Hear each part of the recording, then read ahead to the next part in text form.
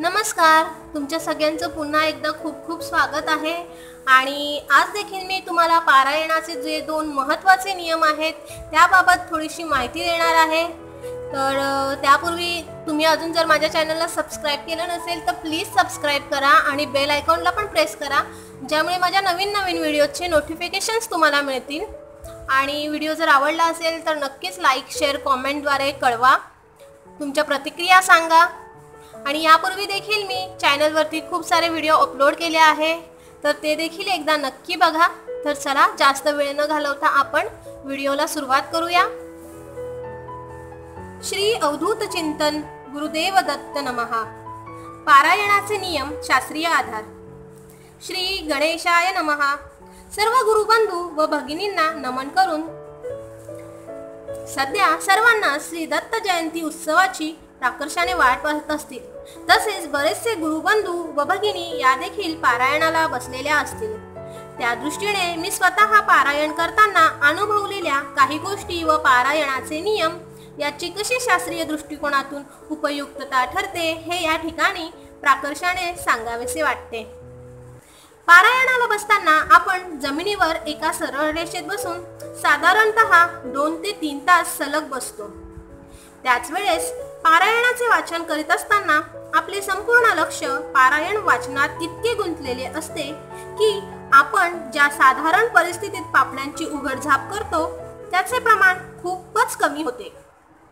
अशा अवस्थेत आपल्या शरीरातील उष्णतेचे प्रमाण हे जवळजवळ 10 पट वाढलेले असते व अशा शरीरातील तापमान नियंत्रित ठेवण्यासाठी आपणास पारायण काळात थंड फळे किंवा हलका आहार घेण्यास सांगितलेले असते, जेणेकरून तुम्ही या पारायणाच्या काळात तुमचे आरोग्य व्यवस्थित समतोल आहार करून राखू शकाल।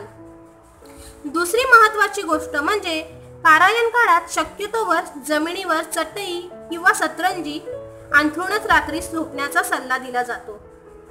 त्यामागेही शास्त्रीय दृष्टिकोनातूनच विचार केलेला दिसतो, कारण आपण जवळजवळ 2 ते 3 तास सलग एकाच अवस्थेत जमिनीवर मांडी घालून पारायणाला बसलेलो असतो व पारायणाचे वाचन करण्यात मग्न असताना आपण कधी कधी पुरेसा ऑक्सिजन श्वासाद्वारे घेण्याचे थांबवतो। त्यामुळे आपल्या शरीरातील रक्ताभिसरणाचे प्रमाण फार कमी होते, जेणेकरून आपले हृदय व मेंदू यांना पुरेसा रक्त पुरवठा होत नाही। म्हणूनच जमिनीवर कडक आसनावर झोप घेतल्यास आपल्या शरीरातील रक्ताभिसरणाचे प्रमाण वाढून हृदय व मेंदू यांना पुरेसे ऑक्सिजन व रक्त पुरवठा होऊन आपली शारीरिक प्रकृती ही पारायण काळात नीट राहते।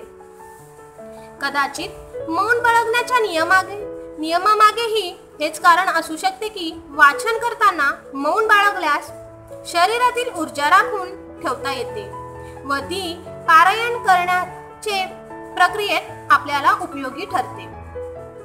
तरी सर्व गुरुबंधू व भगिनी जे पारायणाला बसले असतील त्यांना श्री दत्त गुरु चांगले आरोग्य व समाधान प्रदान करो हीच मनपूर्वक प्रार्थना।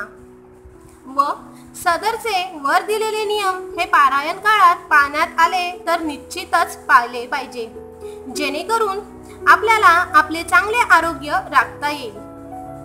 सर्व गुरुबंधू व भगिनींना पुन्हा एकदा श्री दत्त जयंतीच्या शुभेच्छा व मनपूर्वक नमस्कार।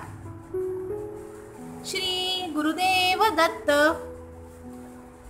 तर हा व्हिडिओ मी आता इथेच पूर्ण करते आणि जर तुम्हाला हा व्हिडिओ आवडला असेल तर प्लीज लाईक आणि जास्तीत जास्त शेअर करा आणि चॅनलला अजून सबस्क्राइब केलं नसेल तर सबस्क्राइब करा, बेल आयकॉनला पण प्रेस करा, ज्यामुळे अशाच नवीन व्हिडिओजचे नोटिफिकेशन्स तुम्हाला मिळत राहतील। आणि तुमच्या प्रतिक्रिया मला कमेंटद्वारे नक्की कळवा। तर चला ह्या व्हिडिओला इथेच पूर्ण करते आणि तुम्हाला भेटेन पुन्हा एका नवीन व्हिडिओमध्ये। श्री गुरुदेव दत्त।